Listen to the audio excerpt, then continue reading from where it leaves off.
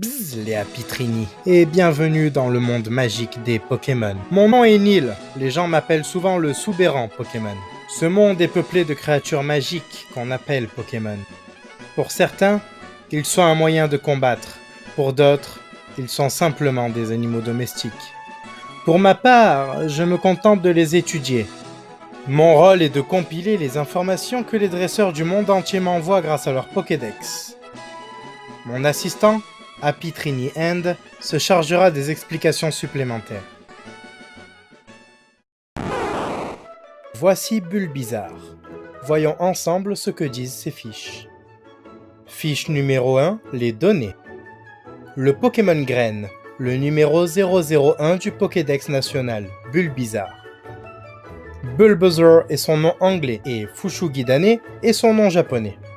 Il mesure 0,7 m et pèse 6,9 kg.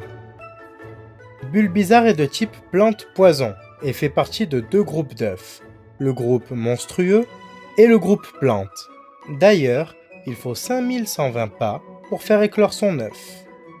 Son talent principal est Engrais, qui augmente la puissance des attaques de type plante de 50% quand il ne reste qu'un tiers de PV max à l'utilisateur. Son talent caché est Chlorophylle, qui multiplie par 2 la vitesse de l'utilisateur en cas de climat ensoleillé. Il lâche un EV d'attaque spéciale quand il est vaincu à l'état sauvage.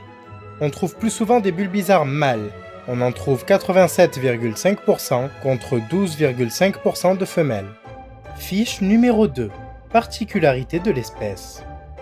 Bulbizarre évolue au niveau 16 en Herbizarre, qui évolue au niveau 32 en Florizarre, lui-même capable de méga évoluer s'il est en phase avec son dresseur et qu'il possède tous les deux les objets nécessaires à cette forme.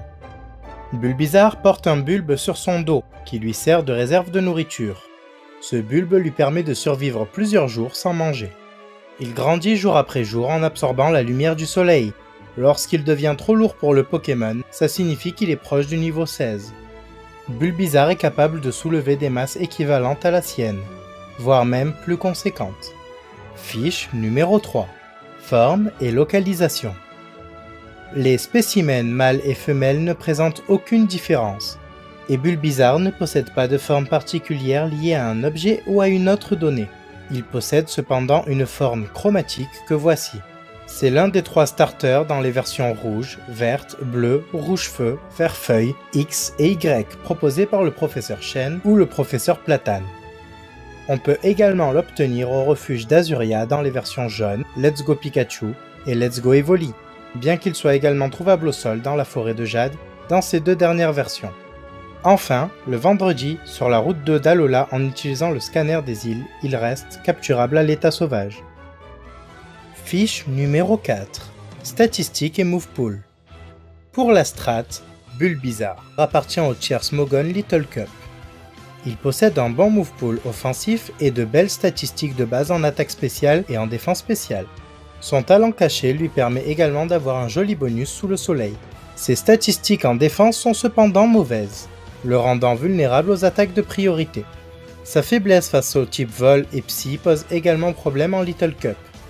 Il peut être joué avec 2 sets actuellement, les 2 avec Chlorophylle pour talent et la nature modeste. Pour le premier, nous avons besoin du soleil sur le terrain et de l'Evolurock. Croissance pour augmenter l'attaque spéciale, Giga Sensu pour le stab et le staying power, Bomb Burk pour le stab poison et puissance cachée feu pour la couverture de type.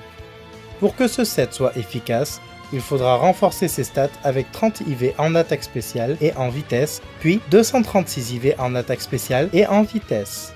Le deuxième set exploitera la capacité célébration, liée à la Normaz Elite, qui augmente toutes les stats d'un cran. Toujours Giga Sensu et Bomb Burk pour le stab, idem pour puissance cachée feu pour la couverture de type. Fiche numéro 5. Commentaire du soubéran sur ce Pokémon. Alors, bon voilà, il s'agit donc du coup du premier starter de mon père. Donc attendez-vous à ce que je vous en parle un peu prochainement. Et surtout en fait sur l'épisode de Florizarre. Il y a une anecdote assez marrante. Sinon, récemment, je trouvais ça super agréable de pouvoir le trouver au sol, en fait tout simplement dans la forêt de Jade, sur Let's Go Evoli que j'ai eu. L'expérience c'est assez intéressante. Les starters en fait, pour vous expliquer, ça a longtemps été une espèce de fantasme pour les joueurs de la première génération.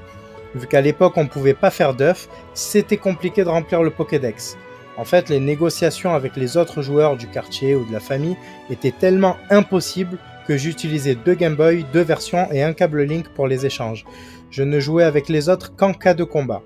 Et sachez que Bulbizarre restait quand même assez convoité jusqu'à l'apparition de la Nintendo DS, malgré la capacité à faire des œufs à partir de la deuxième génération. En réalité, les consoles n'étaient pas liées par internet à l'époque et pas tout le monde ne possédait des câbles Link qui étaient donc nécessaires sur Game Boy Advance pour ce genre de choses. La prochaine page du Pokédex parlera du Pokémon Herbizarre. Bzz Léa Pitrini et à très vite.